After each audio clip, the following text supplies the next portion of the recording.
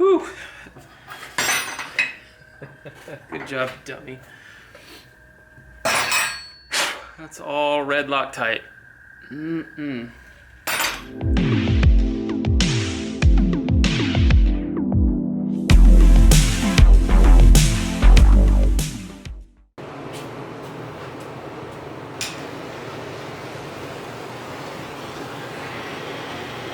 What I was doing here is just basically getting the moisture off the frame.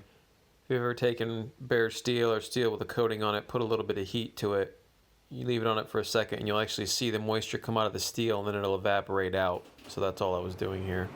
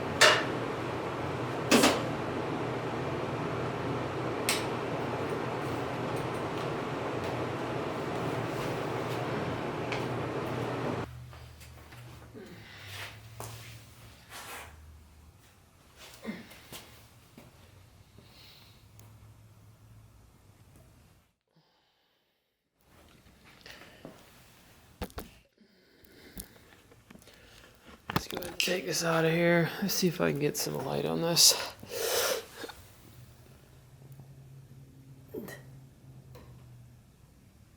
Not horrible. Not bad. I need a little bit of light on that one. Oh no. She's alright.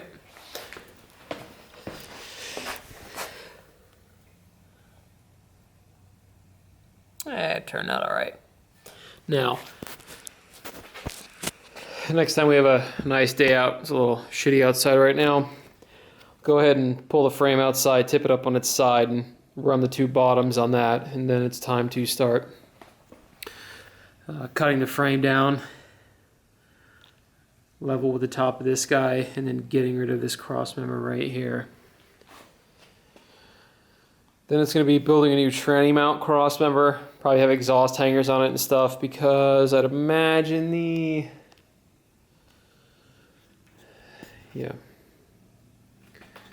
let's see the engine mounts. Tranny mounts back here. Downpipe's right there. Engine mount is right there.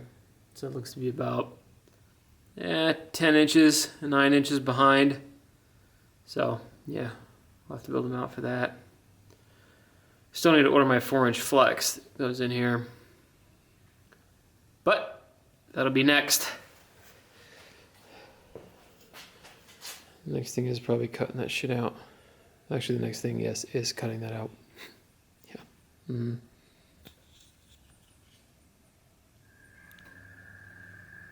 Well, starting out this fine Saturday with probably putting some more of the rear suspension back on to check the wheelbase for the front subframe.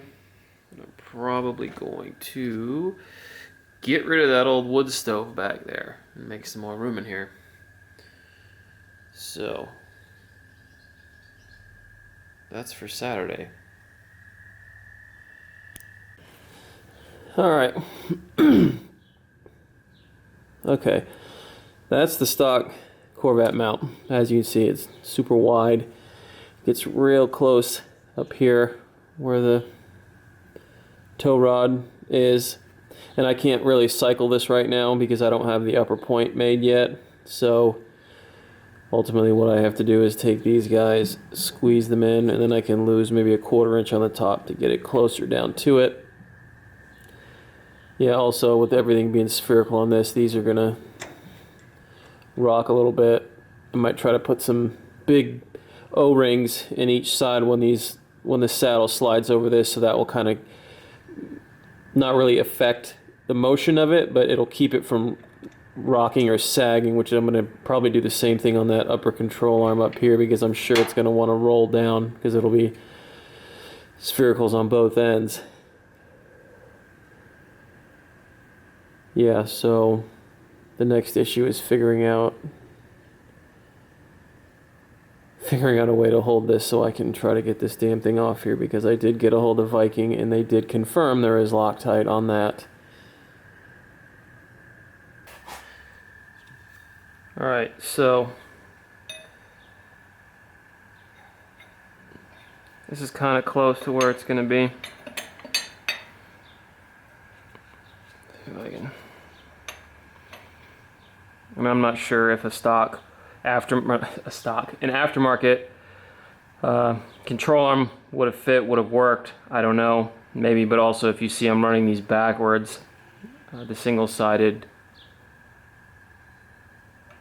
rear upper control arm for the S14s was only one piece. The S13s was almost like a circle.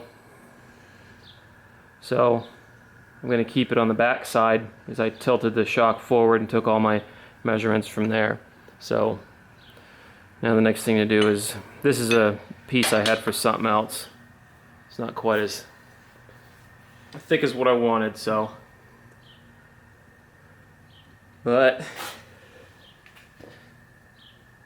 yeah, that's that piece of unistrut, just holding it within 1/4 inch up top where it's going to mount all the way around. So I shot another video.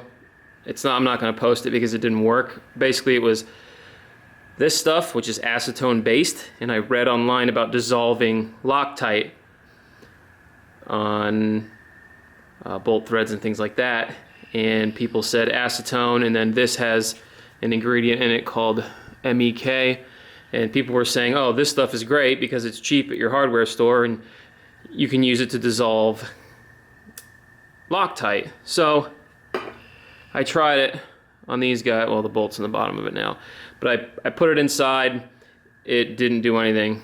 It still goes back to trying to hold the body portion of this coilover without screwing up the threads. So on to the next idea, which is going to be, I have this piece of 2.5 inch OD quarter wall 6061 aluminum. The ID is exactly 2 inches, and the OD of this is exactly 2 inches. So what I was originally going to do is weld a bar across the top, maybe like 3/4 of an inch wide by maybe 1/2 inch tall, 3/4 of an inch tall, and then slit it right down the middle so that it would obviously spring open. When you cut tube, it opens up like this. So once it opened, the shock body could slide down inside it, then I could use the two flat rails on the outside, put them in a vise, and use that to pinch this together. But that requires a shitload of heat from a welder, because this is quarter wall and welding something else to that. So what I'm going to try to do is, I can make probably 3 pieces out of this. I'm going to cut this down to the length of the threads on the shock, and then I'm going to slit this.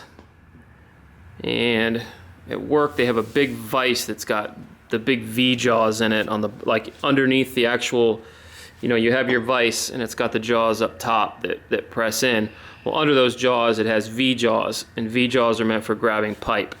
So I'm gonna cut this piece, slit it, slide it over the coilover, take it to work, and get it in that vise and clamp it down and try to get them off that way. And if that doesn't work, then I think the last resort is going to be, I'm going to completely disassemble this coilover, drain all the fluid out of it, take the adjusters out, get everything out of it. Then it will be holding it in something and putting heat on this, because as you know, heat destroys Loctite. You can always get Loctite off with heat. The only problem is I didn't want to put heat on these because of the seals and things and the adjusters down here. And yeah, so that's the last resort. So hopefully what I'm gonna do soon works, so we'll see. Alright, start by taking this guy apart. Now what I did here is decided to try this at the house. I'd walked over to my vise, I'd looked at it, and based on the gap I had between the actual ram part that came out and the top jaws, it would basically give me 3 points of contact for clamping this thing down. So I went ahead and attempted to do it at the house. Now, like I was talking, here is, listen here first. Here is the piece. Now, it didn't spring open as much as I wanted it to when I made the cut down the end, so, which, either or. I'll put this in here. Start this up before so I don't accidentally get into the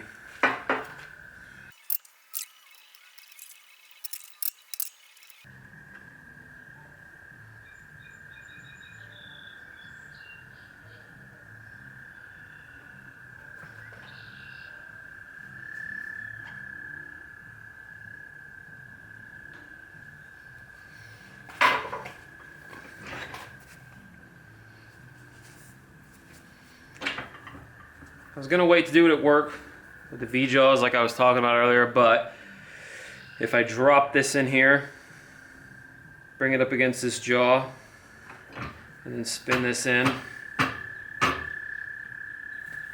when the two jaws bite against it, they're also pushing down, so it's got 3 points of contact. We'll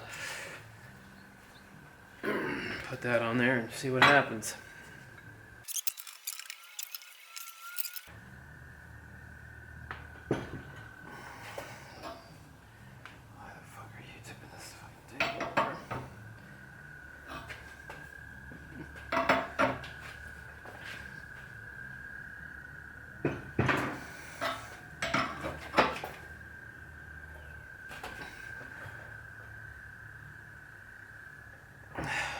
Moving.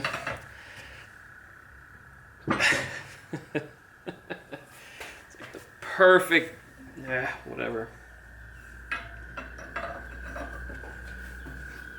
Let's put this bar back there, right?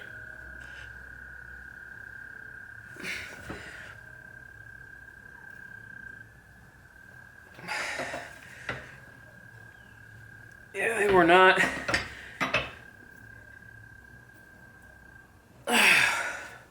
What do you call it with the Loctite? They were not shy with the Loctite, but whew. Good job, dummy.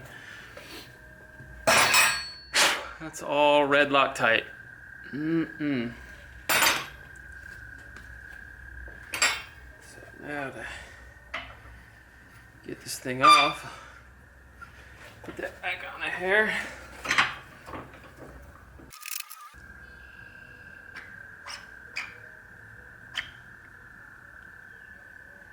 Come on, sweetie. There you go. And just to make sure on the other one, I think when I put the thing in the first time, I just barely nicked one of the edges, so. Nope, everything's good. So, now I can start machining. No, I'll have to machine the other one because I used the pipe wrench to take the other one off, because if you remember, I already cut the weld off it, so there really wasn't anything to grab like this one. So the other one, I'll have to touch it up on the lathe, just knock the jaw marks off the edge. I'll probably end up cutting this one the same way, facing the bottoms on both, taking my measurements and getting some dimensions to get the saddle mounts to fit those GTR uprights over there. So it's good. I didn't have to use heat. I didn't have to screw these up. I didn't screw them up. They're not expensive ass paperweights. Jamie and Tad, that's for you. So, shocks are good. I was super bummed last weekend when I got them and I went to take them apart and they didn't come apart.